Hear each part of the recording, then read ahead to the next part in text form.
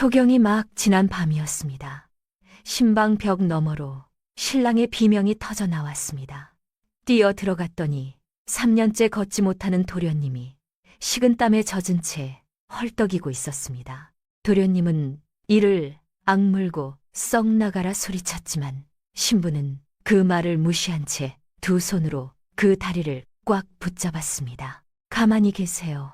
내일 아침까지 발가락 하나는 움직이게 해드릴 테니. 미쳤어? 천하 명의들이 전부 손을 놓은 다리야. 신부는 대답하지 않았습니다. 대신 손을 놓지 않았습니다. 그런데 사실 이 신부는 도련님을 살리러 온 것이 아니었습니다. 바로 이 도련님 때문에 아버지가 25년을 바친 도감 공사터에서 하루아침에 파직되었고 그 충격으로 아버지는 쓰러져 3년째 눈을 뜨지 못하고 있었습니다. 복수를 위해 들어온 혼인이었습니다. 그런데 그 첫날 밤 신부는 왜 원수를 제 손으로 다시 일으켜 세우려 했던 걸까요? 한양 외곽 산자락을 등지고 숨어있는 별채가 하나 있었습니다. 아궁이 불이 겨우 숨만 붙어 있고 두꺼운 문짝 사이로 희미한 빛 한 줄기가 겨우 들어오는 사랑채였어요. 아침 해가 두샘쯤 올랐을 시각, 보통 사람이라면 도감 공사터로 발걸음을 옮기고 있을 시간이었습니다. 그런데 이 집의 주인은 등받이 높은 의자에 앉아서 닭주를 마시고 있었어요. 항아리가 이미 반이나 비어 있었습니다. 한성준 38살, 한울 영선청 공역 도감, 대방 직함이 아직 문패에 남아있긴 했지만 3년째 이 별채에서 한 발자국도 나가지 않는 사람이었습니다. 3년 전 밤길에 수레가 뒤집혀 허리 아래를 쓸 수 없게 되었고 그 뒤로는 세상과 완전히 담을 쌓아버렸어요. 그런데 성준 자신만 아는 비밀이 하나 있었습니다. 작년 봄 약방문을 바꾸기 전까지 다리에 기운이 돌아오기 시작했다는 것이었어요. 발가락 끝이 찌릿했고 무릎이 미세하게 반응했습니다. 그런데 권참봉이 새 의원을 보내 약방문을 바꾼 뒤로 그 기운이 다시 사라졌어요. 성준은 혼자 속으로만 이것을 담아두고 있었습니다. 말해봤자 아무것도 달라지지 않을 것 같았으니까요. 그때 바깥에서 하인이 헐레벌떡 들어왔어요. 권참봉 나리께서 다음 대방으로 오르실 것이라 이미 소문이 자자하옵니다. 성준이 손에 든 사발을 그대로 내던졌습니다. 삭이 깨지는 소리가 별채 전체에 울렸어요. 오방이 마루 끝에서 허겁지겁 들어왔습니다. 이 별채를 3년째 지키고 있는 오방이었어요. 깨진 사발 앞에 서더니 한숨을 푹 내쉬면서 말했지요. 이번 달 사발 3번째입니다. 성준은 대꾸도 하지 않았습니다. 오방이 사기 조각을 치우고 있는데 마당 쪽에서 또 다른 소리가 들렸어요. 짐 챙기는 소리였습니다. 병구안하던 하인이었어요.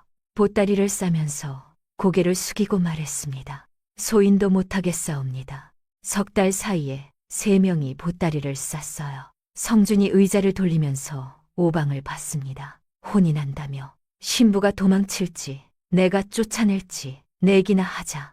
오방이 병구안하던 하인의 뒷모습을 보면서 담담하게 대답했습니다. 도련님은 도망을 못하십니다. 성준이 피식 웃었어요. 그런데 금방 표정을 지워버렸습니다. 그때 바깥에서 목소리가 들렸어요. 성준아, 숙부다. 부드러운 목소리였습니다. 낮고 따뜻하고 믿음직했어요. 성준이 12살에 어머니를 잃었습니다. 아버지는 영선청 일에 바빠서 관례에도 거의 오지 못했어요. 대신 와준 사람이 바로 권참봉이었습니다. 떡을 사들고 나타나고 활쏘기 때 아버지 대신 함께 서준 사람이었지요. 성준에게 숙부라는 말은 그냥 호칭이 아니었습니다. 권참봉이 사랑채 안으로 들어왔어요. 생일이 한 달 남았다. 선친 어른 유언 조건 알지. 38전에 혼인 안 하면 이 별채며 태지는 물려받을 수 없어. 내가 사람 구해놨다. 시골 출신인데 의술을 좀 익힌 아이다. 이름뿐인 혼인이야. 성준이 창밖을 봤습니다. 2월의 나뭇가지가 앙상하게 흔들리고 있었어요. 상관없어. 좋을 대로 해. 권찬봉이 별채를 나섰습니다. 그런데 권찬봉이 곧바로 따라온 비복에게 말했어요. 목소리가 확 달라져 있었습니다. 아까의 부드러움은 온데간데 없었죠. 성준 혼인시켜. 폐지는 성준 이름으로 묶어두어야 해. 대리 수결 문서 준비해놔. 그리고 약방문 계속 살피고. 비복이 고개를 숙였어요.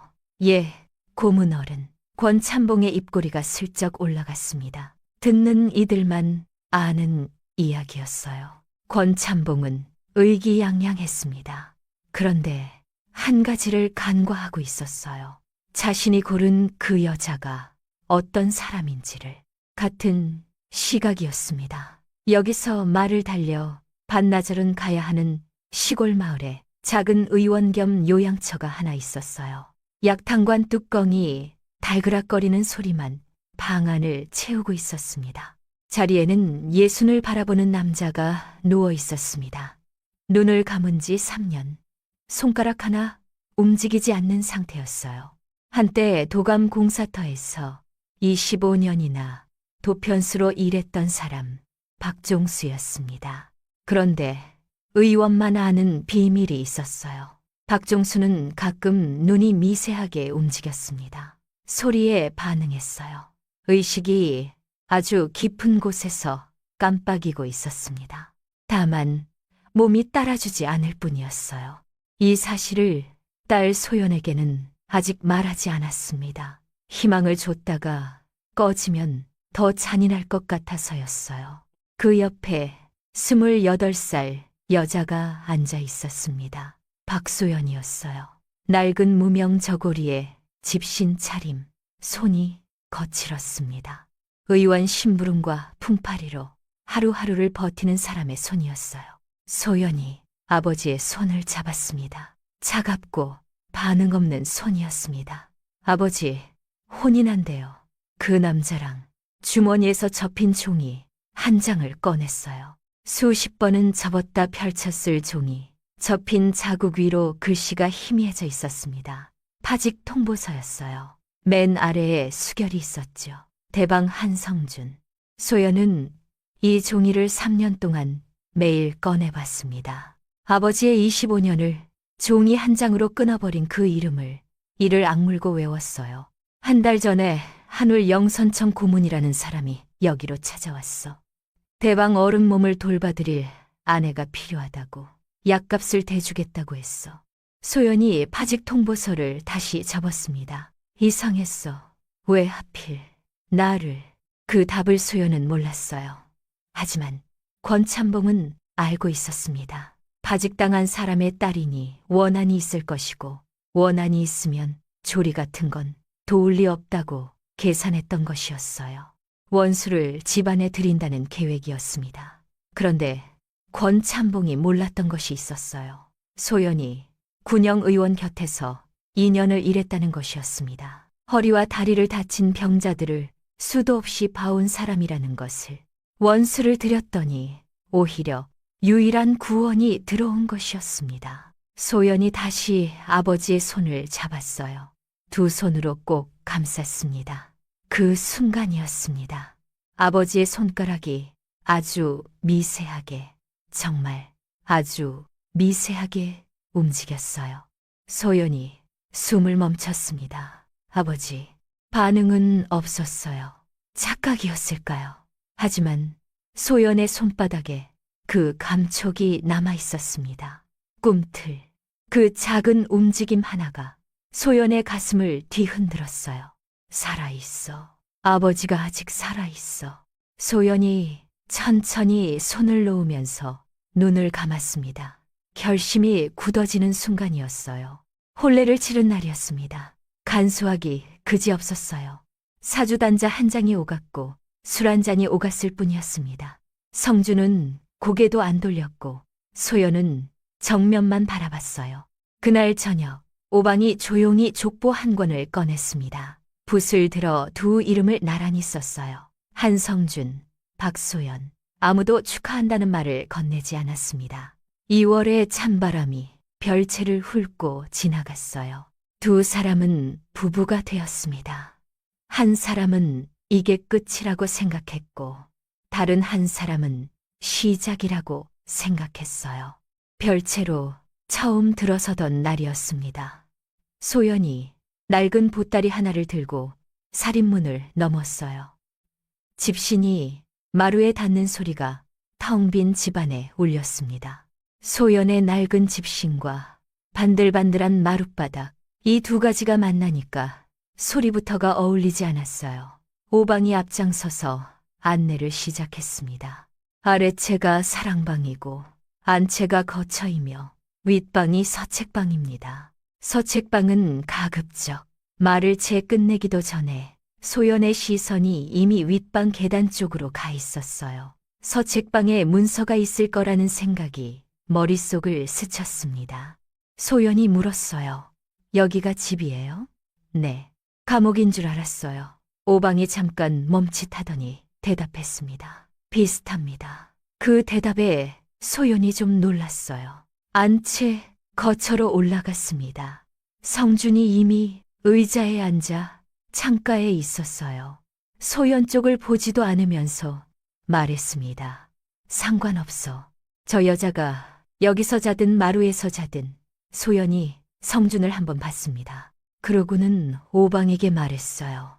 행랑채 한 칸 쓸게요. 짐을 내려놓고 아래채로 내려왔습니다. 부엌 쪽으로 가는 마루를 지나는데 소연의 발이 딱 멈췄어요. 부뚜막 선반에 약 봉지가 여러 개 놓여 있었습니다. 소연이 봉지를 하나 집어들었어요. 약재 이름을 확인했습니다. 그리고 한 번 더 확인했어요. 이 약이 뭐예요? 오방이 다가왔습니다. 조리보조제입니다. 권 고문 어른이 추천하신 의원이 지은 약이에요. 소연이 고개를 저었습니다. 이건 조리보조제가 아니에요. 군영 의원 곁에서 이 약재 많이 봤는데 오래 먹으면 힘줄이 더 굳어요. 오방의 표정이 변했습니다. 소연이 약봉지를 선반에 도로 올려놓았어요. 아직은. 하지만 머릿속에는 확실히 남겨뒀습니다. 마루를 더 걸어가는데 벽 쪽에 뭔가가 놓여 있었습니다. 낡은 보자기에 쌓인 그림이었어요. 보자기가 해져서 안에 그림이 살짝 보였죠. 소연이 멈춰서 들여다봤습니다. 도감 공사터를 배경으로 페랭이를 쓴 젊은 여인이 웃고 있었고 그 옆에 12살쯤 된 사내아이가 서 있었어요. 오방이 옆에서 조용히 말했습니다. 어머니, 그림이에요. 도감 공사터에서 낙석 사고로 돌아가셨습니다. 낡은 페랭이가 떨어지는 돌을 막지 못했대요. 도련님이 12살 때였어요. 그림 옆 선반에 뭔가가 하나 더 있었어요. 낡고 찌그러진 페랭이였습니다. 한쪽이 움푹 들어가 있었어요. 오방이 말했습니다. 사고 당시 어머니가 쓰고 계시던 페랭이에요. 도련님이 절대 버리지 말라고 하셨어요. 소연이 페랭이를 봤습니다. 찌그러진 자국 위로 시선이 스쳤어요. 아직은 남의 이야기였습니다. 그날 밤이었어요. 자정이 넘었습니다. 별채 전체가 고요해졌어요. 소연이 조용히 윗방으로 올라갔습니다. 서책방이었어요. 계단을 한 칸씩 올라가는데 심장이 점점 빠르게 뛰었습니다. 그런데 계단 두 번째 칸에서 발이 멈췄어요. 뭔가가 거기 놓여 있었습니다. 열쇠 하나였어요. 낡고 묵직한 쇠열쇠. 소연이 주변을 둘러봤습니다. 아무도 없었어요. 소연이 열쇠를 집어들었습니다. 서책방 문에 대봤어요. 딱 맞았습니다. 소연의 심장이 쿵 뛰었습니다. 누가 이걸 여기 놓아둔 것일까요? 뒤에서 발소리가 들리지 않았어요. 오방도 보이지 않았습니다. 하지만 소연은 알 수 있었어요. 이 열쇠는 우연히 떨어진 것이 아니었습니다. 서책방 안에 들어갔어요. 등잔 심지를 아주 조금 돋워 문서함을 열었습니다. 한울 영선청 파직 관련 문서들이 빼곡했어요. 파직 명부를 꺼내서 한 장씩 넘겼습니다. 이름들이 줄줄이 나왔어요. 수십 명의 이름. 가슴이 답답해졌습니다. 그러다 한 줄에서 소연의 손가락이 멈췄어요. 박종수, 도편수, 근속 25년. 아버지의 이름이었습니다. 손이 떨리기 시작했어요. 그런데 그 옆에 뭔가가 적혀 있었습니다. 종이 귀퉁이에 성준의 필체로 적힌 메모였어요. 박도편수 파직 불가. 이분이 도감 공사터를 떠나면 사람이 죽는다. 어머니 같은 분이 다시 나오면 안 된다. 소연의 눈이 커졌습니다. 다시 읽었어요. 또 읽었습니다. 이 남자가 아버지를 이렇게 생각하고 있었습니까? 파직하라고 수결한 사람이 파직 불가라고 메모를 남겼습니다. 메모 옆에 또 다른 메모가 있었어요. 작은 글씨로 빼곡하게 적혀 있었습니다. 대방 취임 첫 도감 공사터 순찰. 박도편수가 말씀하심. 날이 공사터에서는 숫자가 아니라 사람이 으뜸이요. 어머니가 돌아가신 도감 공사터가 떠올랐다. 소연의 손이 더 심하게 떨렸어요. 눈물이 차오르는 것을 꾹 참았습니다. 그때였어요. 뒤에서 소리가 들렸습니다. 소연 씨. 소연의 심장이 철렁했어요. 돌아섰습니다. 오방이 문 앞에 서 있었어요. 소연이 입을 열려는 순간 오방이 먼저 말했습니다. 그 열쇠는 소인이 놓아둔 것입니다. 소연이 굳었어요. 왜요? 오방이 서책방 안으로 한 발 들어오면서 말했습니다. 3년 동안 기다렸습니다. 이 문서들을 제대로 볼 사람을. 소연이 오방을 봤어요. 이 사람이 처음부터 소연의 편이었습니다. 아니, 정확히는 도련님의 편이었어요. 그런데 지금 소연에게 열쇠를 건넨 것이었습니다. 왜 저예요? 오방이 잠깐 소연을 봤어요. 그러더니 서책방을 나가면서 한마디만 남겼습니다. 의원 곁에서 일하셨잖아요. 밤이 더 깊었습니다. 소연이 행랑채에 자리를 폈어요. 잠이 오지 않았습니다. 낯선 집이고 낯선 냄새고 벽 하나 너머에 원수가 자고 있으니까요. 그러다 벽 너머에서 소리가 들렸어요. 성준의 목소리였습니다. 수레가 잠꼬대였어요. 끊어지는 목소리, 공포에 질린 음성이었습니다. 수레 사고 때 얘기인 것인지, 그런데 단순한 수레 사고가 아닐 수도 있다는 생각이 소연의 머릿속을 스쳤어요. 서책방에서 발견한 메모, 약방문 문제, 그리고 이 잠꼬대, 뭔가가 이어지는 것 같으면서도 아직 잡히지 않았습니다. 소연의 심장이 빠르게 뛰고 있었어요. 초경이 막 지난 밤이었습니다. 소연이 행랑채에서 겨우 잠이 들었나 싶은 순간이었어요. 벽 너머에서 비명이 터졌습니다. 잠꼬대와는 차원이 달랐어요. 목이 찢어질 것 같은 비명이었습니다. 성준은 악몽 속에 있었어요. 수레축이 부러지고 말이 앞으로 쏠리고 길 아래로 굴러 떨어지는데 몸이 움직이지 않았습니다. 수레가, 그리고 충돌. 소연이 벽 너머 비명을 듣고 눈을 떴습니다. 이불 위에 앉은 채로 잠깐 멈췄어요. 남의 일이었습니다. 가만히 있어야 했어요. 하지만 비명이 멈추질 않았습니다. 끊어졌다가 다시 터지고 헐떡이는 소리가 벽을 뚫고 들어왔어요. 소연이 이불을 걷어차고 일어섰습니다. 의수를 아는 사람의 본능이라는 것이 있었어요. 머리가 멈추라고 해도 몸이 먼저 가는 것이었습니다. 성준의 방문을 열었어요. 성준이 자리에서 땀에 젖은 채로 헐떡이고 있었습니다. 소연이 들어오자 성준이 눈을 떴어요. 한참을 소연을 보다가 입을 열었습니다. 썩 나가. 소연이 대답하지 않았어요. 대신 성준의 다리를 봤습니다. 이불이 벗겨져서 다리가 드러나 있었어요. 소연의 눈이 달라졌습니다. 복수하러 온 여자의 눈이 아니라 2년 동안 군영 의원 곁에서 허리와 다리를 다친 병자들을 봐온 사람의 눈이었어요. 굳어버린 힘줄, 오래된 상처 자국, 말라붙은 종아리. 그런데 소연이 멈춘 것은 다리가 아니었습니다. 성준의 뒷목이었어요. 식은 땀에 젖어 드러난 뒷목에 작은 점 같은 것이 보였습니다. 소연이 가까이 다가갔어요. 손가락으로 살며시 짚었습니다. 점이 아니었어요. 침 자국이었습니다. 그것도 하나가 아니었어요. 규칙적인 간격으로 여러 개가 찍혀 있었습니다. 소연의 눈이 좁아졌어요. 이건 치료침이 아니에요. 소연이 중얼거렸습니다. 이 자리는 혈맥을 눌러 기운을 막는 자리예요. 군영 의원 곁에서 금침이라고 들었어요. 전쟁터에서 부상병이 너무 발버둥치면 임시로 찌르는 침이었습니다. 그런데 이 침 자국이 새로웠어요.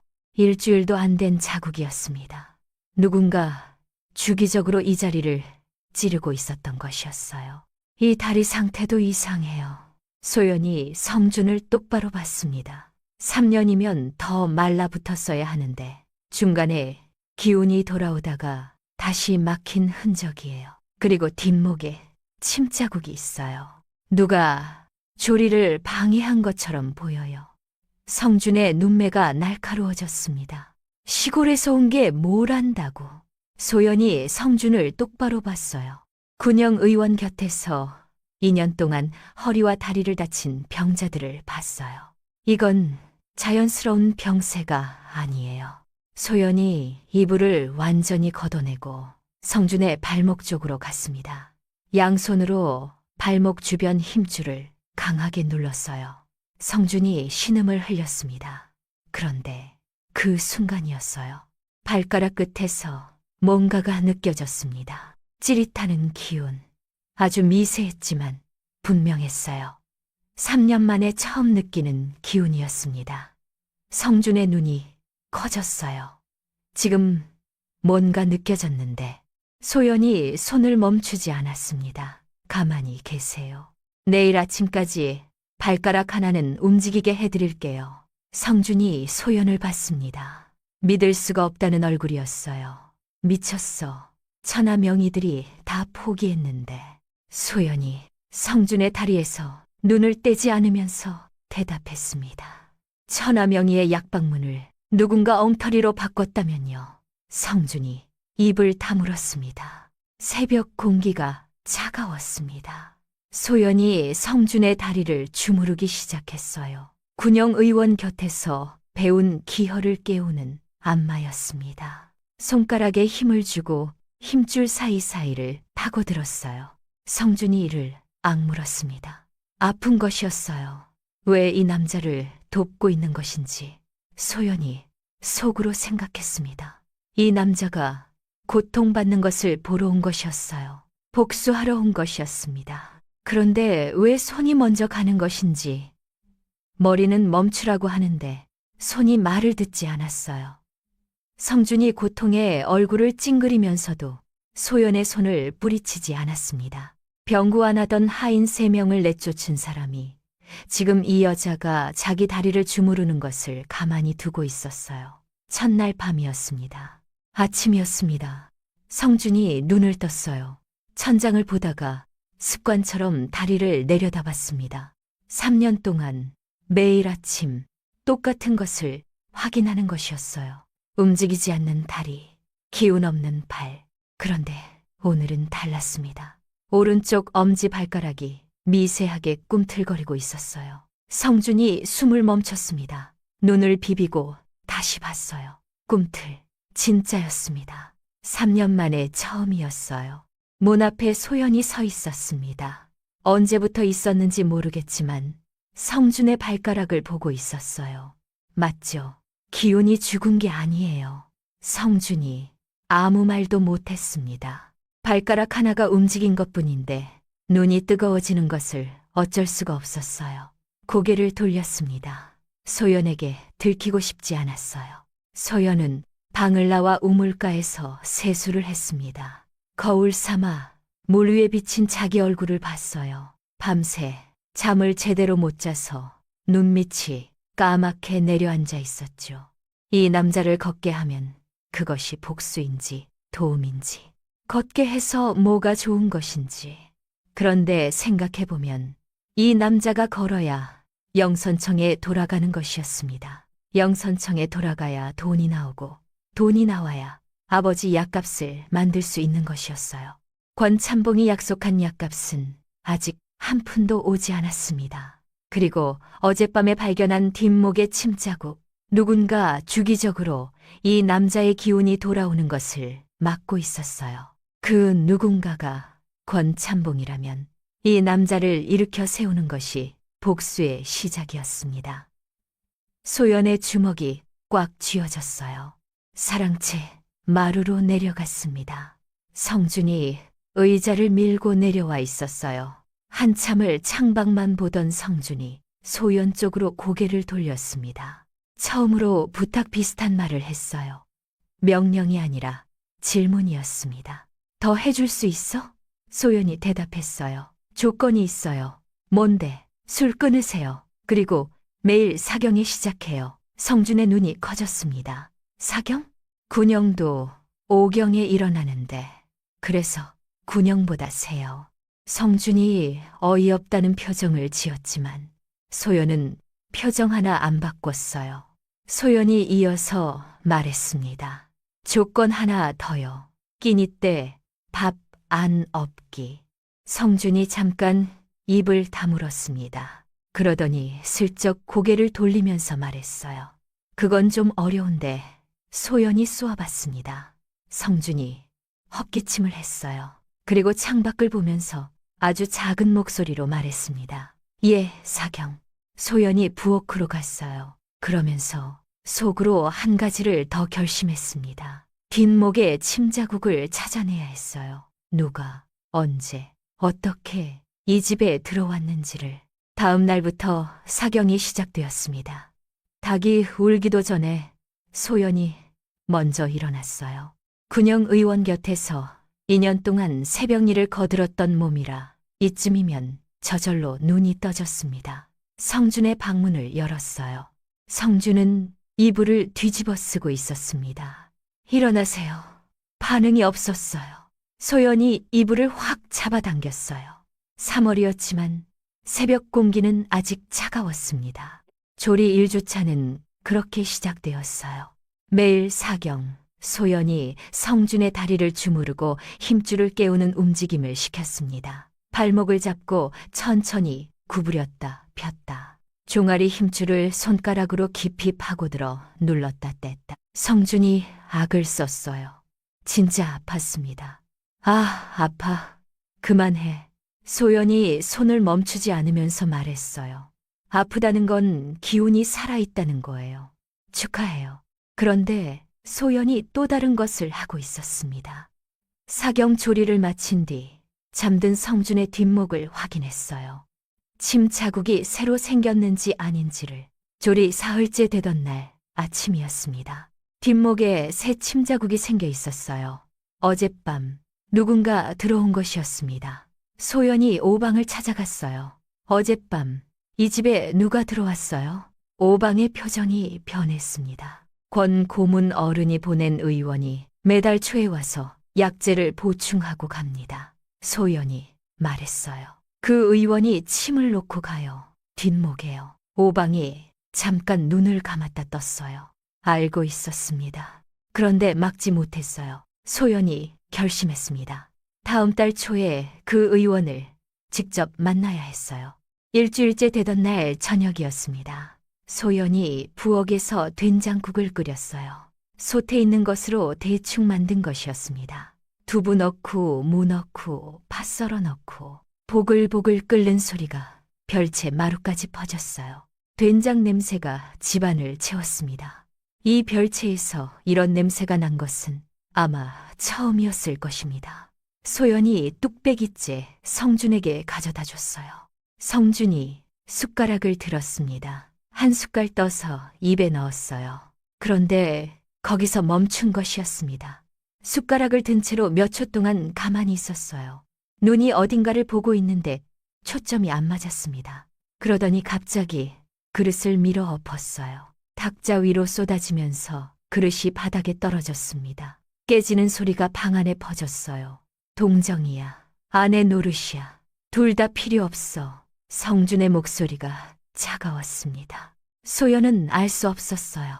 이 남자가 왜 갑자기 이러는 건지. 하지만 나중에 소연이 알게 되는 것이었습니다. 된장국 냄새가 어머니 생각을 불러온 것이었어요.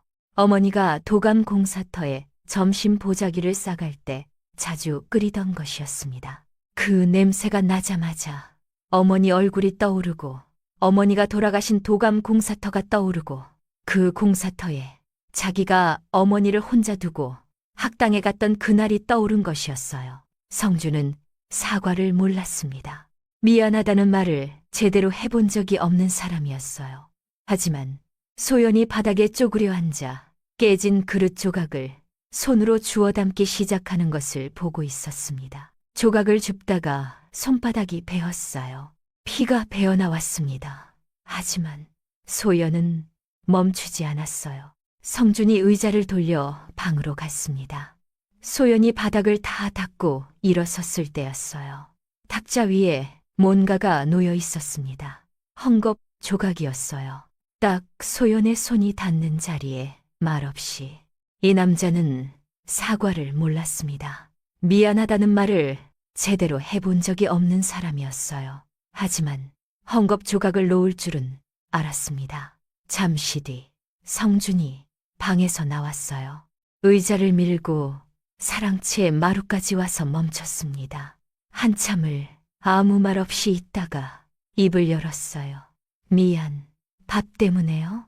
성준이 고개를 살짝 숙였어요. 그것 말고도 거기까지였습니다. 더 이상은 말하지 않았어요.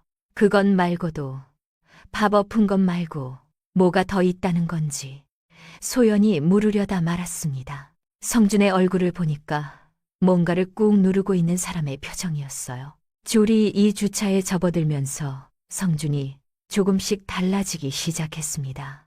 밥을 안 엎었어요. 그것이 첫 번째 변화였습니다. 어느 날 저녁에 성준이 먼저 입을 열었어요. 줄이 이 주차에 같이 먹자. 된장국 다시 끓여줘. 소연이 성준을 봤습니다. 밥을 엎어놓고 그릇을 깨뜨렸던 사람이 된장국을 다시 끓여달라고 하고 있었어요. 안 엎을 거예요? 안 엎을게. 소연이 부엌으로 갔어요.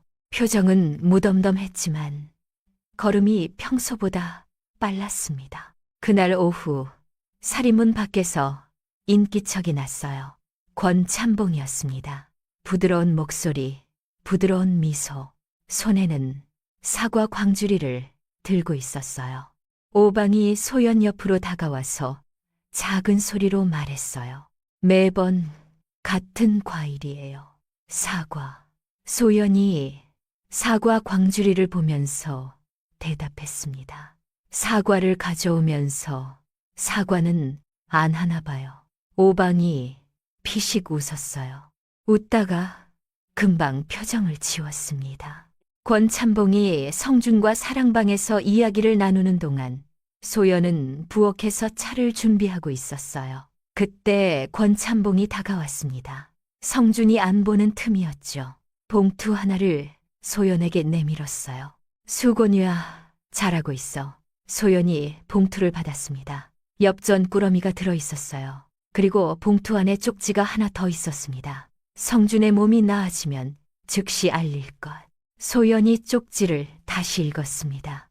나아지면 알리라고. 왜? 소연이 쪽지를 주머니에 넣었어요. 권찬봉이 사랑방으로 돌아가서 성준에게 문서를 내밀었어요. 별거 아니야. 숙부가 좀 도와줄 수 있게 대리 수결 문서에 수결만 해줘. 성준이 문서를 내려다보고 있었어요. 붓을 집으려는 순간 소연이 차를 들고 다가왔습니다. 그리고 문서 위에 차를 쏟았어요. 뜨거운 차가 문서를 적시면서 글씨가 번졌습니다. 아이고, 죄송합니다. 권찬봉의 표정이 살짝 굳었습니다. 원래 이렇게 서툴러? 성준이 소연을 봤어요. 소연이 고개를 숙이면서 대답했습니다. 원래 이래요. 권찬봉이 입꼬리를 올리면서 문서를 가져갔어요. 다음에 다시 가져오겠다고 하면서 권찬봉이 떠난 뒤였어요. 소연이 적셔진 문서의 내용을 기억해 두었습니다. 성준의 재산 권한을 권찬봉에게 넘기는 대리 수결 문서였어요. 그날 밤 소연이 방에서 증거들을 펼쳤습니다. 권찬봉이 준 쪽지, 그리고 3년 동안 갖고 있던 파직 통보서, 두 문서의 필체를 비교했어요. 수결 부분을 나란히 놓고 봤습니다. 소연의 눈이 커졌어요. 같은 필체였습니다. 대리 수결, 문서의 수결과 파직 통보서의 수결이 같은 사람이 쓴 것이었어요. 그리고 서책방에서 본 성준의 메모 필체와는 달랐습니다. 성준이 직접 쓴 것이 아니라는 뜻이었어요. 같은 사람이 두 문서를 썼습니다. 그 사람이 권찬봉이라면. 그런데 소연이 미처 보지 못한 것이 있었어요. 파직 통보서 뒷면이었습니다. 아주 희미하게 먹이 번진 흔적이 있었어요. 마치 앞면을 쓸 때 밑에 다른 종이가 깔려 있었던 것처럼. 소연이 등잔 가까이 가져갔습니다. 그 희미한 흔적을 들여다봤어요. 거꾸로 된 글씨였습니다. 밑에 깔려있던 종이의 글씨가 베어 나온 것이었어요. 소연이 그 글씨를 읽으려고 애썼습니다. 희미해서 잘 보이지 않았어요. 하지만 한 글자는 읽을 수 있었습니다. 유언이라는 글자였어요. 소연의 심장이 뛰었습니다. 파직 통보서를 쓸 때 밑에 깔려있던 종이가 성준 아버지의 유언장이라면 조리 한 달째 되던 날이었습니다. 소연이 성준의 팔을 잡고 자리에서 일으켜 세웠어요. 성준이 두 발을 바닥에 내려놓았습니다. 떨렸어요. 다리 전체가 후들후들 떨리고 있었습니다. 하지만 섰어요. 3년 만에 처음으로 두 발로 선 것이었습니다. 소연이 바로 옆에서 넘어지면 다칠 준비를 하고 있었어요. 성준이 바닥을 내려다봤습니다. 자기 발이 바닥에 닿아 있는 것이 믿기지 않는다는 표정이었어요. 그때 소연이 웃었습니다. 아무 말 없이 의식하지도 못한 채로 입이 아니라 눈이 웃는 웃음이었어요. 눈꼬리가 내려가고 눈 밑에 주름이 잡히고 입술은 움직이지 않는데 얼굴 전체가 환해지는 그런 웃음이었습니다. 별채에 온 뒤로 한 번도 웃은 적이 없었어요. 성준이 멈췄습니다. 소연의 얼굴을 봤어요. 왜 웃어?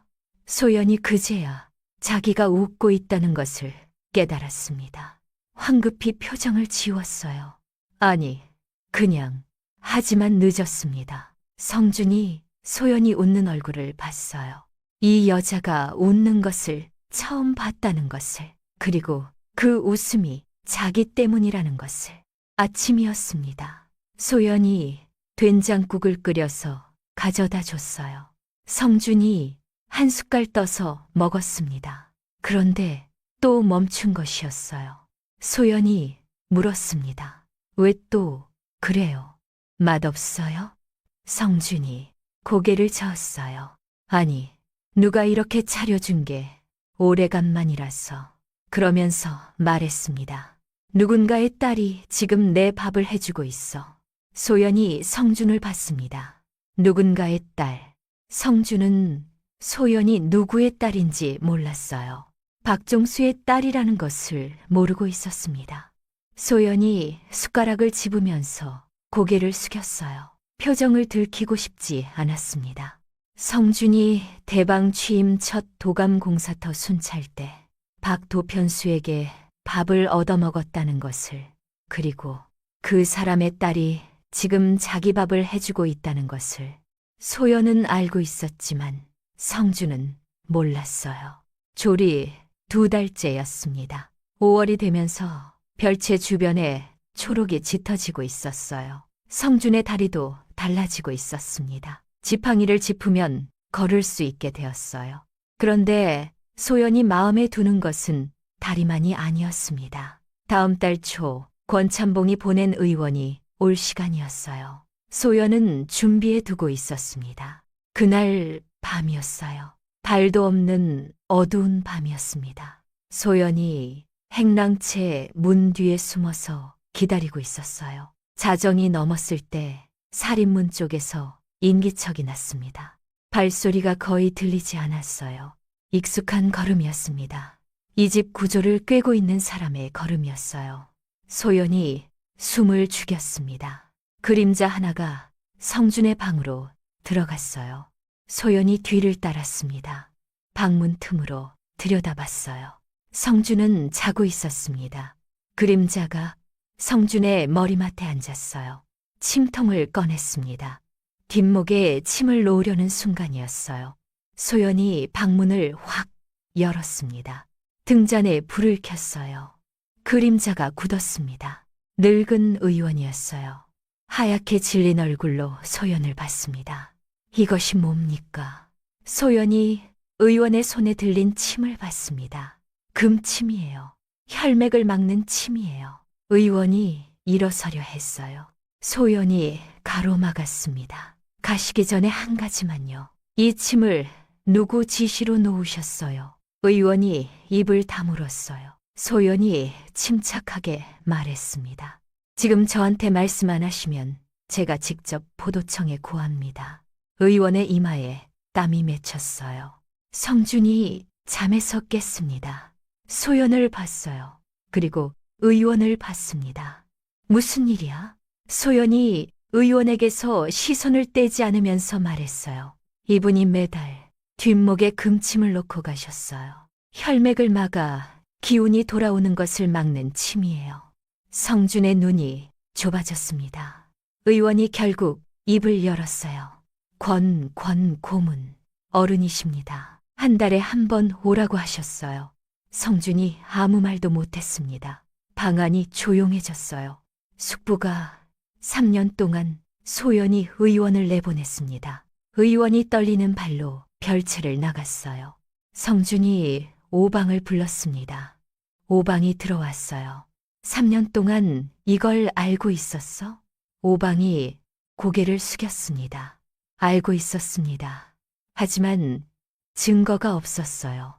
그리고 도련님이 스스로 믿지 않으실 것 같았습니다. 성준이 한참을 말이 없었어요. 그러더니 오방에게 말했습니다. 3년 전 내 결제 문서 전부 가져와. 파직 명부 원본, 회자 기록, 약방문 기록 전부.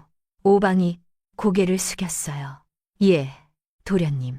3년 동안 탁주만 마시던 사람이, 사발을 내던지던 사람이 지금 눈빛이 완전히 달라져 있었습니다. 다음 날이었어요. 오방이 가져온 문서를 성준이 직접 펼쳤습니다. 3년 만에 처음으로 문서를 봤어요. 파직 명부 원본과 사본을 나란히 놓고 비교했습니다. 원본에는 박종수의 이름이 없었어요. 사본에만 있었습니다. 그리고 사본의 수결 필체가 자기 것과 달랐어요. 성준의 눈이 좁아졌습니다. 누군가 원본을 베껴서 사본을 만들면서 이름을 추가한 것이었어요. 그때 오방이 주머니에서 뭔가를 꺼내 성준에게 내밀었어요. 낡은 술에 축 파편이었습니다. 작고 쇠조각 같은 것이었어요. 도련님, 이건 3년 동안 따로 보관하고 있었습니다. 뭔데? 3년 전 사고 수레의 축 부분 일부입니다. 보시면 아실 겁니다. 성준이 파편을 받아들었어요. 손이 떨렸습니다. 가까이 들여다봤어요. 쇠의 단면이 매끄러웠습니다. 저절로 부러진 것이 아니었어요. 칼로 쪼아낸 자국이었습니다. 성준이 오방을 봤어요. 3년 동안 갖고 있었어.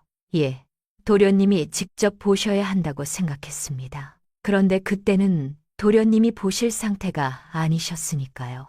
같은 시각권 참봉은 별채를 나서면서 소연에게 다가왔어요. 성준이 안 보는 틈이었습니다. 소연의 어깨 옆에 서서 작은 소리로 말했어요. 잘하고 있어. 소연이 권참봉을 봤습니다. 부드러운 미소였어요. 그런데 눈은 안 웃고 있었습니다. 그런데 너무 잘하면 안 돼. 소연의 등이 서늘해졌어요. 이 사람은 웃으면서 협박하는 사람이었습니다. 다음 날이었어요. 권참봉이 다시 별채에 왔습니다. 그런데 이번에는 사과 광주리를 안 들고 왔어요. 소연이 문간에서 맞았습니다. 권찬봉이 성준이 없는 것을 확인하더니 소연에게 다가왔어요. 목소리가 달라져 있었습니다. 박종수의 딸이지. 소연의 심장이 멈췄습니다. 알고 있었어요. 이 사람이 처음부터 알고 있었습니다. 처음부터 알고 들여보낸 거야. 파직당한 사람의 딸이니 원한 품고 있을 테고 조리 같은 건 안 도울 줄 알았지. 그런데 네가 너무 잘하고 있어. 소연이 입을 다물고 있었습니다. 온몸이 차가워지는 느낌이었어요. 권찬봉이 한 발 더 다가왔습니다. 조리 방해해. 간단하잖아. 약만 원래대로 먹이면 돼. 안 할 거예요. 소연의 목소리가 떨리지 않았습니다. 권찬봉이 소연을 한참 봤어요. 그러더니 입꼬리를 올렸습니다. 이 사람은 거절당할 때 화를 내는 것이 아니라 웃었어요. 그것이 더 무서웠습니다. 아버지 손가락이 움직인다며 소연의 눈이 커졌어요. 어떻게 알고 있는 것이었습니다. 침치료 한 달에 30냥이라고. 내가 대줄게. 조리만 방해하면. 소연이 얼어붙었습니다. 거부하면 정체 폭로해. 성준한테 네가 파직된 도편수의 딸이라는 거 다 말해. 약값도 끊어. 권찬봉이 소연의 눈을 들여다보면서 한마디 더 했어요. 이 한마디가 가장 잔인했습니다. 네 아버지가 살아날 수 있는데 내가 막는 거야. 소연의 손이 떨렸어요. 30냥을 받으면 아버지가 살아나고 거부하면 아버지가 죽는 것이었습니다. 하지만 소연의 눈은 떨리지 않았어요. 사흘 줄게. 생각해. 권찬봉이 돌아섰습니다. 소연이 권찬봉의 뒷모습을 봤어요. 이 사람이 아는 것이 너무 많았습니다. 요양처 소식까지, 아버지 손가락이 움직였다는 것까지 누군가 알려준 것이었어요. 그런데 소연은 그것을 아무에게도 말하지 않았습니다. 오직 요양처 의원만 알고 있었어요. 소연이 결심했습니다. 권찬봉을 거부하되 역으로 증거를 잡는다. 그리고 사흘 안에 파직 통보서 뒷면에서 본 유언 글자의 정체를 밝혀야 했어요. 선친의 유언장이 있다면 권찬봉이 왜 서두르는지를 알 수 있을 것이었습니다. 소연이 오방을 찾아갔습니다.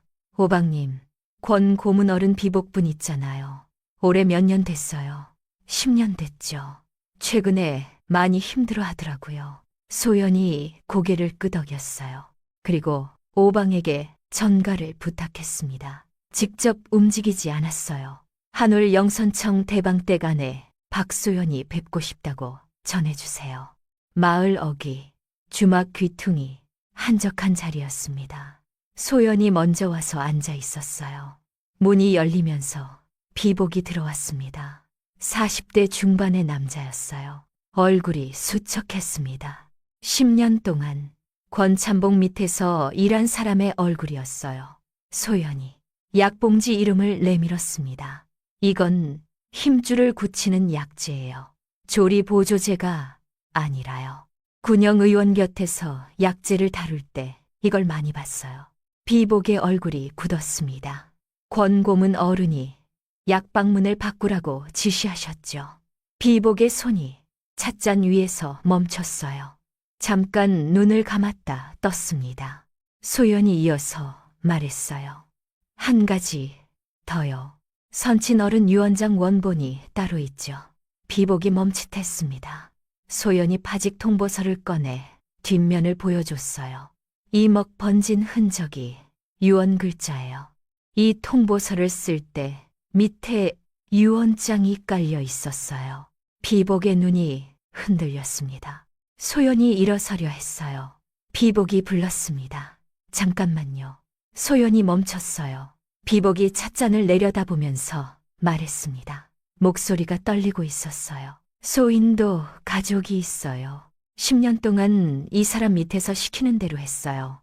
약방문 바꾸는 것도, 문서 조작하는 것도, 전갈 한 통으로 사람 인생이 바뀌는 것도 봤어요. 비복이 고개를 들었습니다. 눈이 빨갛게 충혈되어 있었어요. 소인 딸이 물어봤어요. 아버지는 무슨 일을 하는 사람이냐고요. 그때 대답을 못했어요. 소연이 다시 앉았습니다. 비복이 소연을 봤어요. 유언장은 있습니다. 선친 어른이 돌아가시기 전에 따로 작성해서 법방에 맡겨두셨어요. 권 고문 어른이 가져간 건 사본이에요.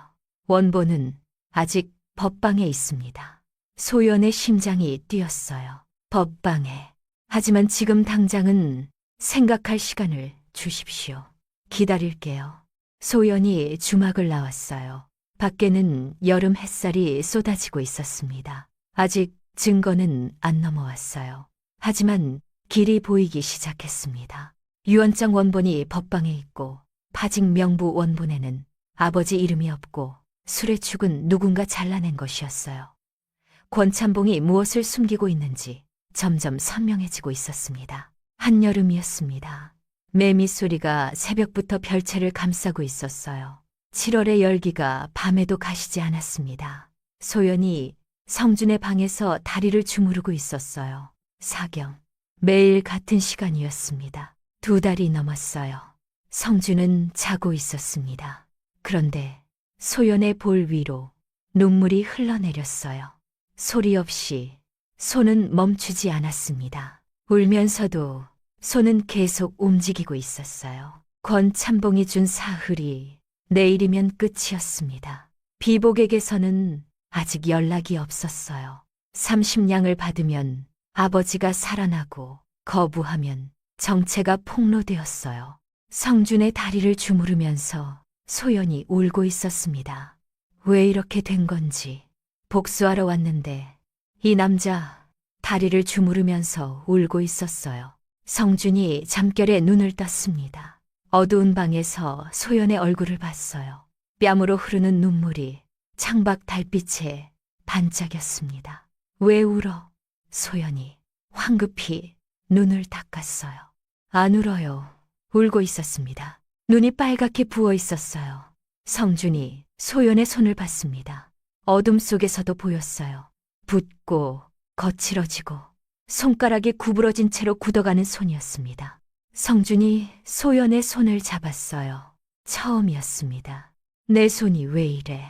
소연의 손가락이 제대로 펴지지 않았어요. 아침마다 손가락이 굳어서 한참을 주물러야 했습니다. 2달 넘게 매일 사경에 남의 다리를 주무른 대가였어요. 매일 사경에 내 다리만 주무르니까 손마디가 성준이 소연의 손을 내려다봤어요. 이 손이 자기를 걷게 한 손이었습니다.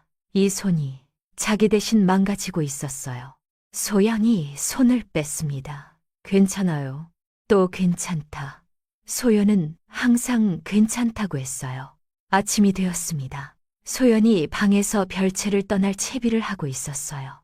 보따리를 열고 옷을 넣었습니다. 권찬봉의 사흘이 끝나면 정체가 폭로되었어요. 성준이 알게 되면 모든 것이 끝나는 것이었습니다. 그때 마루 쪽에서 소리가 났어요. 쿵! 무거운 것이 바닥에 부딪히는 소리였습니다. 소연이 방문을 열고 나갔어요. 성준이 마루에 넘어져 있었습니다. 새벽에 혼자 걸어보려다 넘어진 것이었어요. 지팡이가 저쪽에 굴러가 있었습니다. 성준이 바닥에 엎드린 채로 일어나려고 팔에 힘을 주고 있었지만 일어나지 못했어요. 소연이 도우려고 다가가는데 성준이 손을 들어 막았습니다. 괜찮아. 혼자 할 수 있어. 하지만 일어나지 못했습니다. 성준이 바닥에 이마를 대고 멈췄어요. 한참을 그대로 있다가 말했습니다. 이래도 싼 놈이야. 누가 곁에 있으면 안 돼. 소연이 마루에 서서 성준을 내려다봤습니다. 그리고 시선이 선반 위에서 멈췄어요. 찌그러진 낡은 패랭이가 거기 있었습니다. 새벽빛이 비치는 마루에서 그 패랭이가 소연을 보고 있었어요. 소연이 보따리를 내려다봤습니다. 그리고 바닥에 넘어진 성준을 보따리, 성준, 보따리, 성준. 소연이 보따리를 내려놓았습니다. 마루 바닥에 앉았어요. 성준이 벽에 등을 기대고 나란히 앉았습니다. 두 사람 사이에 아무 말도 없었어요. 물시계 물 떨어지는 소리만 똑똑 울리고 있었습니다. 성준이 먼저 입을 열었어요. 가려고 했지. 소연이 대답하지 않았습니다. 성준이 어둠 속 정면을 보면서 말했어요. 줄여야 했던 건 사람이 아니라 허튼 비용이었어. 소연이 성준을 봤습니다. 허튼 비용을 줄이면 됐는데 사람을 잘랐어. 성준이 자기 다리를 내려다봤습니다. 아직 제대로 서지도 못하는 다리를. 소연이 한참을 망설였어요. 그러다 입을 열었습니다. 그 명부에 25년 일한 도편수가 있었어요. 성준이 고개를 돌렸습니다. 제 아버지예요. 박종수. 마루가 조용해졌어요. 성준의 표정이 변했습니다. 천천히, 아주 천천히 눈이 커지고 얼굴에서 피가 빠지는 것이 보였어요. 성준의 머릿속에서 서책방의 메모가 떠올랐습니다. 박도편수, 파직 불가. 어머니 같은 분이 다시 나오면 안 된다.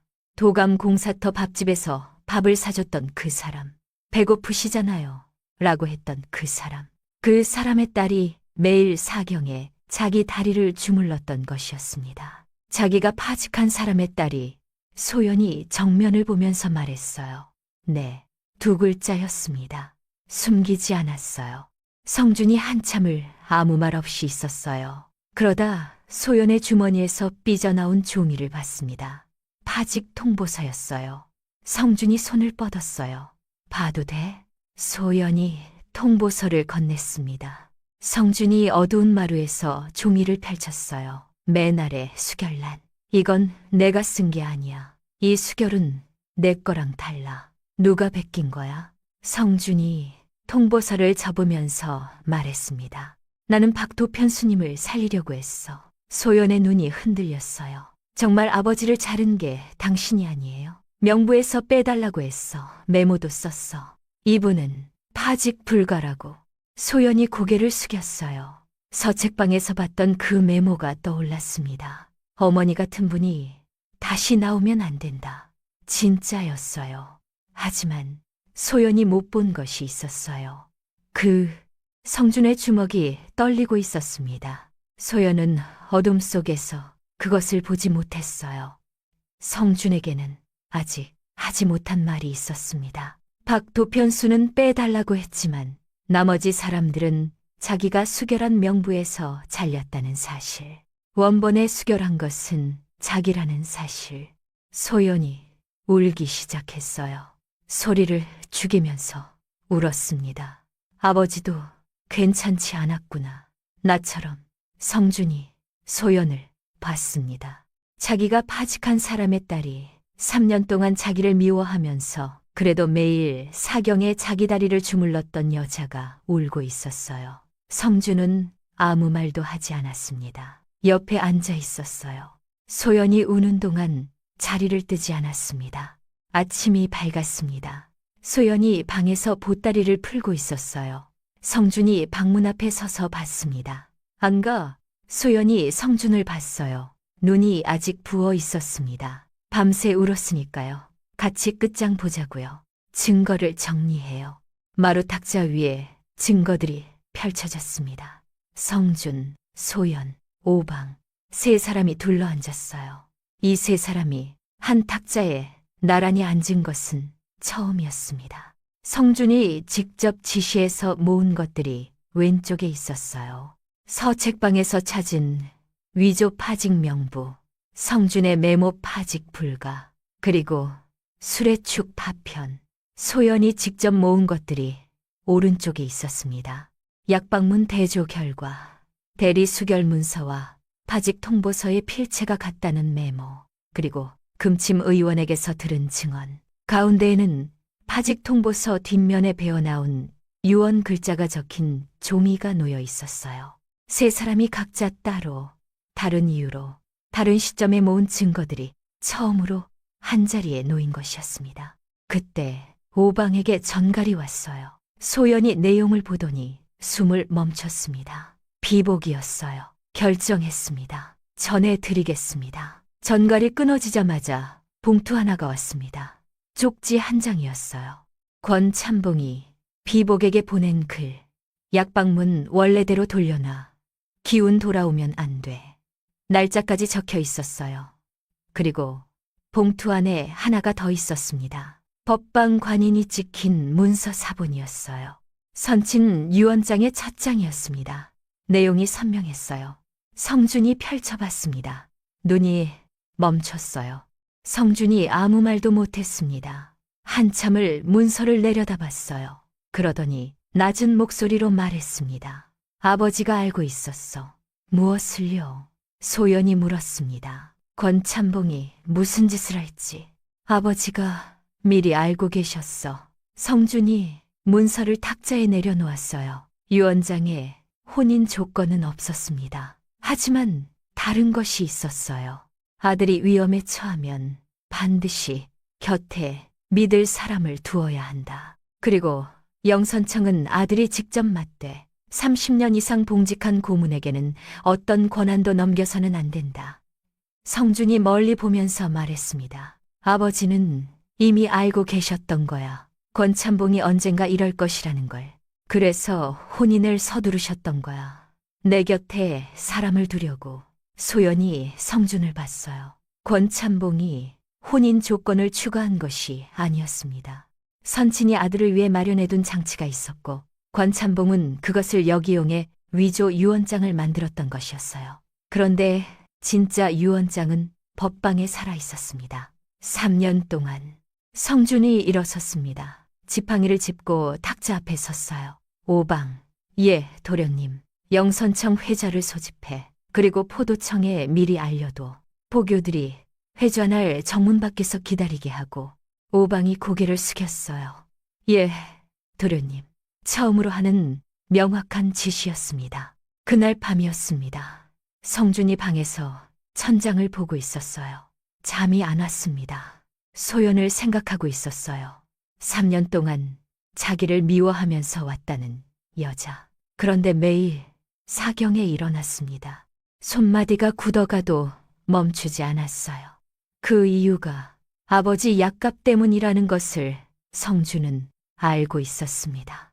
하지만 그것만은 아닌 것 같았어요. 의술을 아는 사람이 병자를 보면 손이 먼저 간다고 했습니다. 그게 전부였을까요?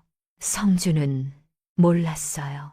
하지만 한 가지는 알았습니다. 이 여자가 없었다면 자기는 지금도 사발이나 깨고 있었을 것이라는 것을. 졸이 6개월째였습니다. 9월이 되면서 별채 주변에 선선한 바람이 불기 시작했어요. 성준이 지팡이 없이 걸었습니다. 살짝 절뚝거리긴 했지만 확실한 걸음이었어요. 회좌 직전이었습니다. 오방이 성준의 갓끈을 매주고 있었어요. 도포를 입은 성준을 한참 올려다보더니 말했습니다. 3년 만에 갓을 쓰시네요. 성준이 거울을 봤어요. 3년 만에 갓을 쓴 자기 모습. 예전보다 마른 얼굴. 하지만 눈빛은 3년 전보다 선명했습니다. 한울 영선청 회자가 열리는 대청이었습니다. 9월 가을바람이 건물 사이를 지나가고 있었어요. 당상관들이 자리를 잡고 있었습니다. 대청 안에서 권찬봉이 상석에 있었어요. 최별감이 앞줄에 앉아 있었죠. 3년간 이 자리를 장악해온 사람들이었습니다. 뒷문이 열렸어요. 대청 안에 있던 사람들 전부가 돌아봤습니다. 집신 소리가 울렸어요. 한 발 한 발, 느리지만 확실한 발소리였습니다. 한성준이 들어오고 있었습니다. 두 발로 도포, 갓, 다리가 미세하게 떨리고 있었지만 걸음은 멈추지 않았어요. 3년 전 이 대청을 떠날 때는 의식도 없이 들것에 실려 나갔던 사람이 지금 두 발로 걸어 들어오고 있었습니다. 대청이 술렁였어요. 앞줄에 앉아있던 최별감의 얼굴이 사색이 되었습니다. 석 달 전에 이 자리에서 성준의 사고 그림을 펼쳐놓고 의자에서 한 발자국도 못 나오는 사람이 뭘 하겠냐고 모욕했던 그 사람이 지금 두 발로 걸어 들어오는 성준을 보고 있었어요. 권찬봉의 얼굴이 돌처럼 굳었습니다. 하지만 금방 미소를 지었어요. 오, 성준아, 많이 좋아졌네. 성준이 대답하지 않았습니다. 상석 앞까지 걸어가서 자리를 잡았어요. 탁자 위에 문서가 하나씩 펼쳐졌습니다. 술에 축파편이 먼저 나왔어요. 성준이 직접 들어올렸습니다. 3년 전 사고 술의 축 일부입니다. 보시면 아실 겁니다. 당상관들이 앞으로 몸을 숙였어요. 쇠 단면이 선명했습니다. 칼로 쪼아낸 자국이었어요. 대청이 웅성거렸습니다. 다음은 금침 의원의 증언 기록이었어요. 매달 성준의 뒷목에 금침을 놓아 기운이 돌아오는 것을 막았다는 내용이었습니다. 그 다음 약방문 변경 기록과 권찬봉 비복의 쪽지 사본이었어요. 약방문 원래대로 돌려놔. 기운 돌아오면 안 돼. 그리고 파직 명부 원본과 사본의 필적 대조 결과가 나왔습니다. 두 문서 모두 권찬봉의 필체. 마지막으로 법방에서 확인한 선친 유언장 원본이었어요. 권찬봉이 자리에서 벌떡 일어났습니다.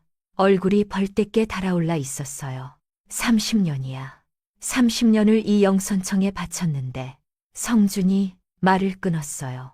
숙부, 권찬봉이 멈췄습니다. 성준이 처음으로 권찬봉을 똑바로 봤어요. 30년 동안 함께 했으면서 어떻게 이럴 수 있어요? 권찬봉의 입술이 파르르 떨렸습니다. 성준아, 난 그저... 성준이 고개를 저었어요. 목소리가 낮았습니다. 숙부가 30년을 바쳤다면 아버지도 평생을 바쳤어요. 그리고 박 도편수님도 25년을 바쳤습니다. 대청이 조용해졌어요. 바쳤다는 말이 같아도 그 안에 담긴 것은 달랐어요. 권찬봉의 눈이 흔들렸습니다. 성준이 붓을 잡았어요. 손이 떨리고 있었습니다. 당상관들이 전부 성준의 얼굴을 보고 있었어요. 사고 조작과 조리 방해는 권 고문의 짓입니다. 하지만 저도 할 말이 있습니다. 당상관들이 전부 성준을 보고 있었어요.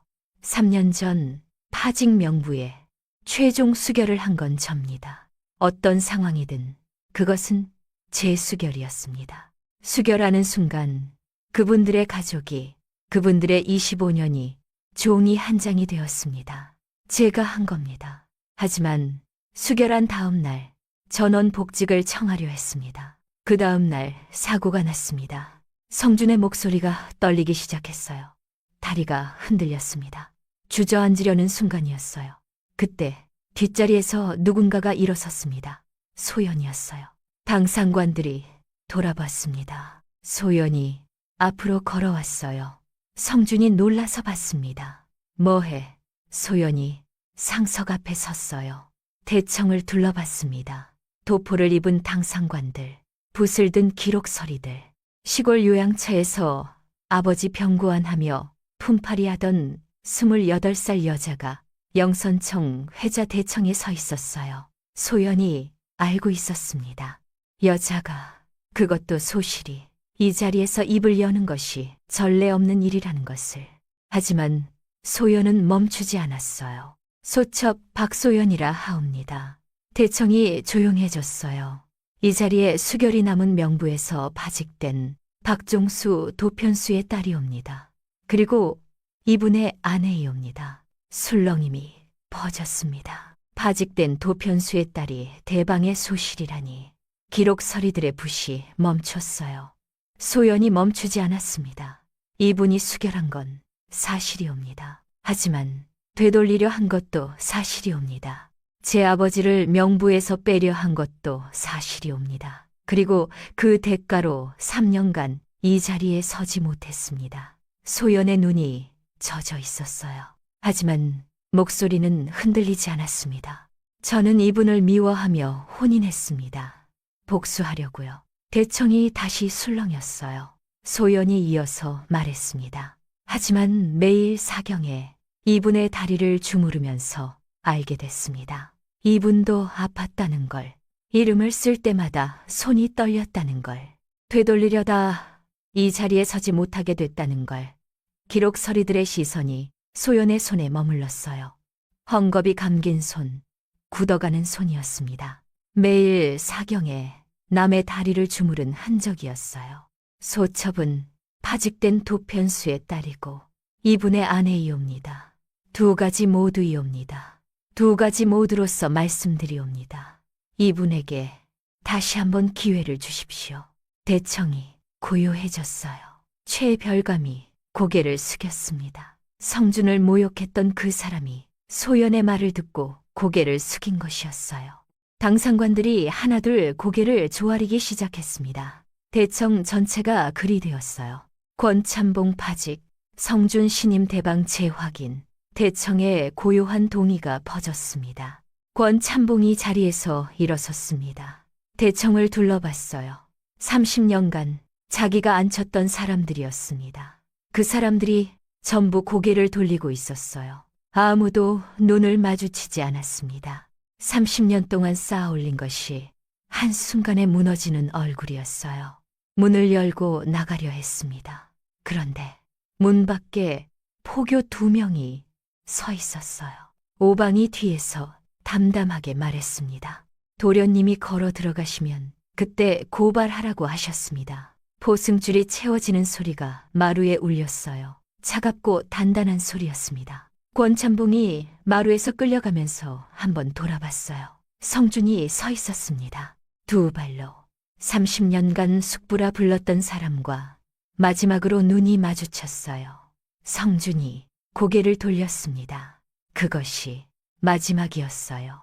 성준이 다시 자리를 잡았습니다. 억울하게 쫓겨난 분들, 전원 복직 또는 위로전을 드리겠습니다.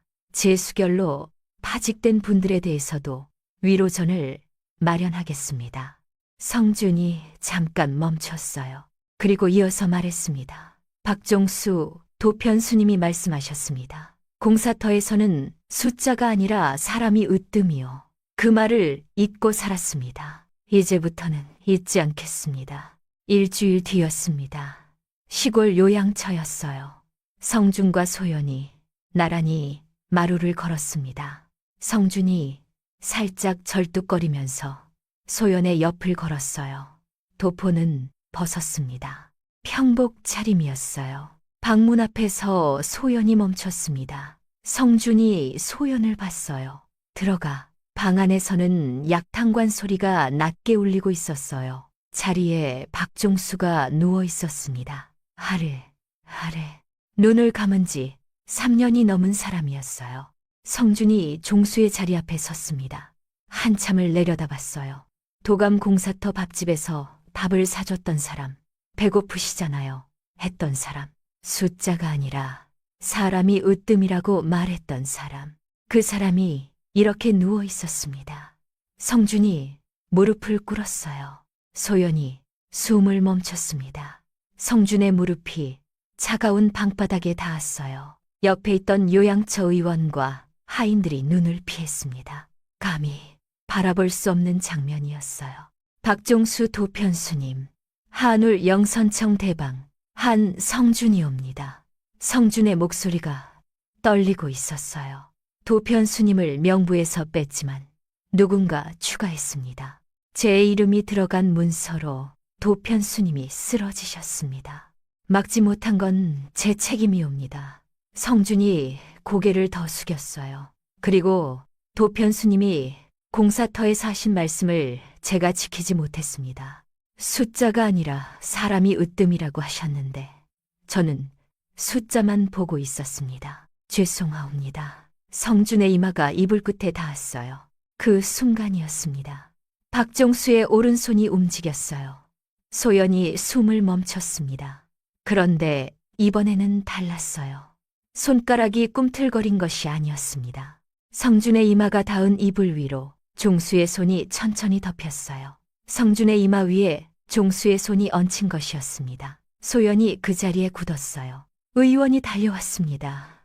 하지만 말을 하지 않았어요. 아무 말도 할 수가 없었습니다. 성준도 굳었어요.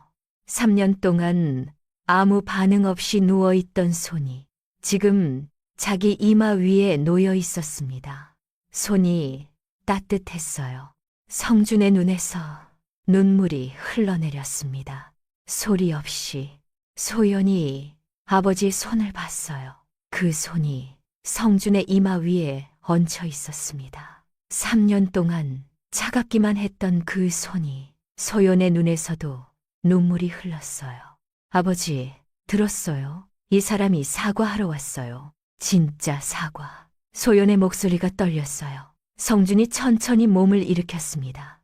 무릎에 차가운 바닥의 감촉이 남아 있었어요. 소연을 봤습니다. 소연이 성준을 봤어요. 두 사람의 눈이 마주쳤습니다. 처음으로 고마워요. 미안해요. 소연이 잠깐 웃었어요. 눈이 젖어 있었지만 웃고 있었습니다. 둘 다 해요. 석 달이 지났습니다. 10월이었어요. 별채 주변에 나뭇잎이 노랗게 물들고 있었습니다. 소연이 방에서 짐을 싸고 있었어요. 이번에는 별채를 떠날 채비가 아니었습니다. 그냥 짐이었어요. 성준이 문 앞에 서 있었습니다. 지팡이 없이. 소연이 보따리를 닫으면서 말했어요. 이름뿐인 혼인 끝났잖아요. 성준이 소연을 봤습니다. 끝났나? 족보에 이름 올렸는데 소연이 성준을 봤어요. 아무 말도 못했습니다.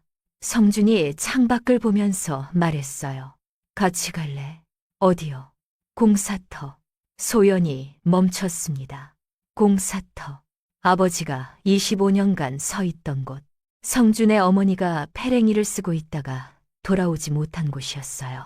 소연이 성준을 한참 봤습니다. 그러다 주머니에서 접힌 종이를 꺼냈어요.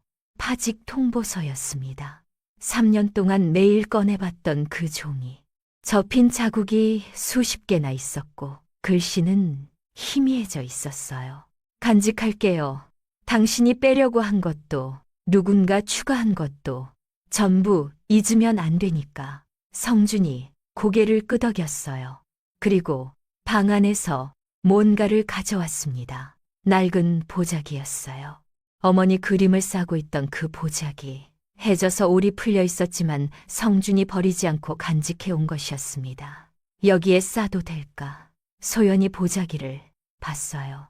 성준이 말했습니다. 어머니가 공사터에 점심을 싸가시던 보자기야. 당신 아버지와 내 어머니가 같은 공사터에 있었을 수도 있어. 소연의 눈이 젖었습니다. 같은 공사터. 페랭이를 쓰고 공사터에서 일하다 돌아오지 못한 여인과 25년간 공사터를 지키다가 종이 한 장에 잘려서 쓰러진 남자. 같은 곳에 있었을 수도 있는 두 사람의 자식이 지금 여기 서 있었어요. 소연이 파직 통보서를 보자기 위에 올려놓았습니다. 성준이 보자기를 접었어요. 과거의 미움과 현재의 이해가 낡은 천 하나에 함께 쌓였습니다. 새벽이었어요. 도감 공사터였습니다. 안개가 낮게 깔려 있었어요. 망치 소리가 울리고 화덕의 불티가 번쩍이고 거중기가 천천히 움직이고 있었습니다. 성준과 소연이 나란히 공사터를 걸었어요. 성준의 걸음은 아직 살짝 절뚝거렸습니다. 하지만 멈추지 않았어요. 성준이 한 일꾼 앞에서 멈췄습니다. 집신이 낡아서 바닥이 닳아 있었어요. 성준이 오방을 돌아봤습니다. 공사터의 집신과 페랭이, 밧줄과 발판을 모두 새 것으로 바꾸어라. 오늘부터 오방이 장부에 적었어요. 성준이 보따리에서 뭔가를 꺼냈어요. 어머니의 낡은 페랭이였습니다. 찌그러진 채로 한쪽이 움푹 들어간 별채에 선반 위에서 3년 동안 먼지를 덮고 있던 것을 가져온 것이었어요. 성준이 공사터 장부판 옆에 있는 못에 낡은 페랭이를 걸었습니다. 찌그러진 채로 움푹 들어간 자국이 아침 햇살에 드러났어요. 누군가의 죽음이 남긴 자국이었습니다. 그리고 그 옆에 새 페랭이를 나란히 걸었어요. 반짝반짝한 새 것이었습니다. 낡은 것과 새 것이 나란히 걸려 있었어요. 이게 어머니한테 드리는 거야. 이제 이런 낡은 페랭이 쓰는 사람은 없게 할게. 소연이 옆에서 새 페랭이를 하나 집어들었어요. 그리고 성준의 머리 위에 씌워줬습니다. 양손으로 끈을 조여주면서요. 당신도 쓰세요. 공사터니까. 성준이 소연을 봤어요. 페랭이를 쓴 성준의 모습이 그림 속 어머니와 겹쳤습니다. 어머니가 지키지 못한 공사터를 아들이 지키려 하고 있었어요. 그때 공사터 한쪽에서 젊은 일꾼이 무거운 목재를 혼자 옮기다 비틀거리고 있었어요. 소연이 보더니 달려갔습니다. 아무 생각 없이 몸이 먼저 움직인 것이었어요. 목재 한쪽을 같이 잡았습니다. 일꾼이 놀라서 소연을 봤어요. 고맙습니다. 누구세요? 소연이 웃으면서 대답했습니다. 일하다 보면 당연히 하는 거예요. 그 말이 나온 순간 소연 자신도 멈칫했습니다. 아버지가 25년간 공사터에서 했던 말이었어요. 일하다 보면 당연히 하는 거지. 후배에게 밥을 더 퍼주면서 무너지는 발판 밑에서 후배를 밀어내면서 어깨가 부서져도 괜찮다고 하면서 했던 말이었습니다. 그 말이 지금 딸의 입에서 나온 것이었어요. 성준이 멀리서 그 모습을 보고 있었습니다. 소연이 일꾼을 돕는 모습을. 어머니도 그랬어요. 박도편수도 그랬고 소연도 그랬습니다. 공사터에서 남을 살리는 사람들이었어요. 그리고 성준 자신도 이제 그쪽에 서 있었습니다. 소연이 일꾼을 도운 뒤 돌아왔어요. 성준을 봤습니다. 그리고 웃었어요. 처음 봤던 그 웃음이었습니다. 입이 아니라 눈이 웃는 웃음. 성준도 웃었어요. 처음으로 진짜 웃음이었습니다. 두 사람이 나란히 서서 웃고 있었어요. 말은 없었습니다. 망치 소리만 울리고 있었어요. 그 남자는 사람을 자르는 칼이었습니다. 한 번은 잘못 잘랐어요. 되돌리려다 부러졌습니다. 3년 동안 부러진 채로 있었어요. 다시 일어선 것은 자기가 잘못 자른 사람의 딸이 매일 사경의 다리를 주물렀기 때문이었습니다. 어머니가 점심을 싸시던 보자기에 아버지가 받은 파직 통보서가 쌓여 있었어요. 잘못도, 진심도, 아픔도 함께 그 아들과 딸이 지금 나란히 서 있었습니다. 소연이 성준에게 물었어요. 이제 어디 가요? 성준이 대답했습니다. 걸어서 갈 수 있는 데까지. 소연이 웃었어요. 같이 걸을게요. 새벽 안개 속에서 망치 소리가 점점 커졌습니다. 공사터가 살아 있었어요. 결국 우리였습니다.